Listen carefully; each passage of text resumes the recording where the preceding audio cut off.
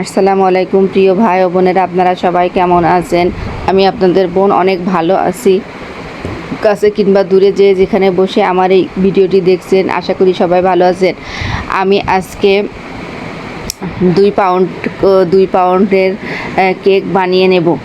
তার জন্য আমি 1 কাপ ময়দা মেপে নিয়েছি। একসাথে বেটার করে আমি 2টি কেক বানিয়ে নেব।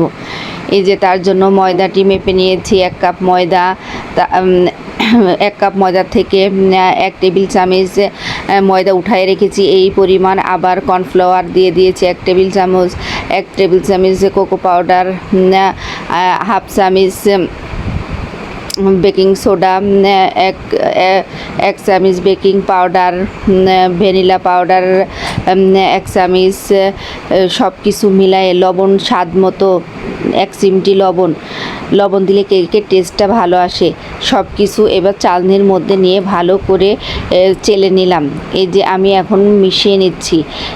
চেষ্টা করবেন বারবার এই চালনি দিয়ে চেলে নিতে। আমি অফ ক্যামেরায় অনেকবার চেলে নিয়েছি। দেখুন আমি কিভাবে চেলে নিচ্ছি। যত বেশি চেলে নেবেন কেকটা তত স্পঞ্জ এবং ফ্লাফি হবে, সফট হবে।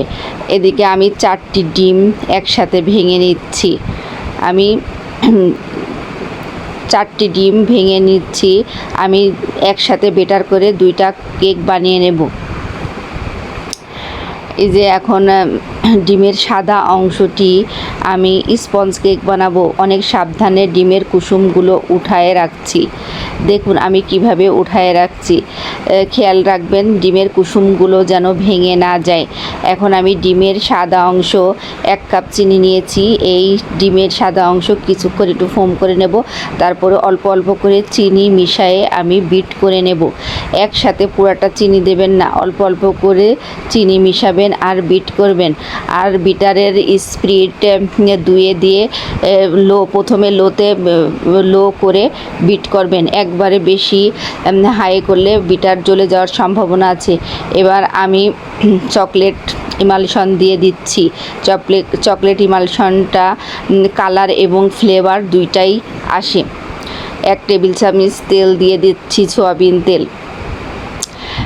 দেখেন কত সুন্দরভাবে আমি ফোম করে নিয়েছি। এখন আমি শুকনো ইনগ্রিডিয়েন্টসগুলা একটু একটু করে দেব আর অনেক আলতোভাবে স্পঞ্জ কেকের বেটারটি মিশিয়ে নিতে হয়, অনেক সাবধানের সাথে। দেখুন আমি কত স্লোভাবে মিশিয়ে নিচ্ছি।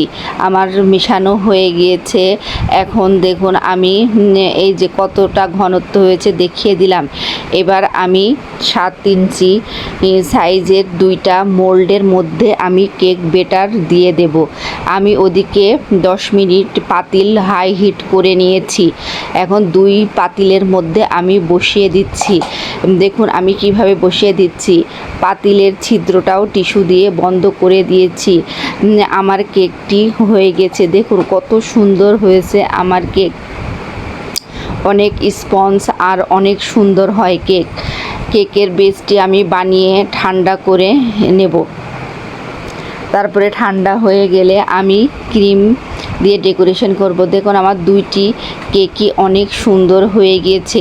আমি একসাথেই বেটার করে 2টি কেক বানিয়ে নিয়েছি। এটি আমার অর্ডারি কেক ছিল। দেখেন কত সুন্দর হয়েছে।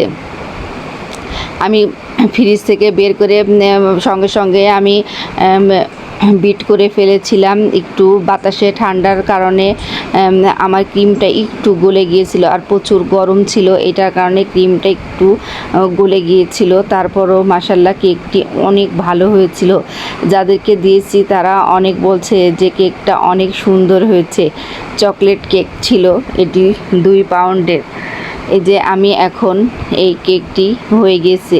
আমি নিজের মতো করেই ডিজাইন করে দিয়েছি। কেক ডেকোরেশন করা নিজের ইচ্ছা অনুযায়ী এবং কাস্টমাররাও বলে দেয়।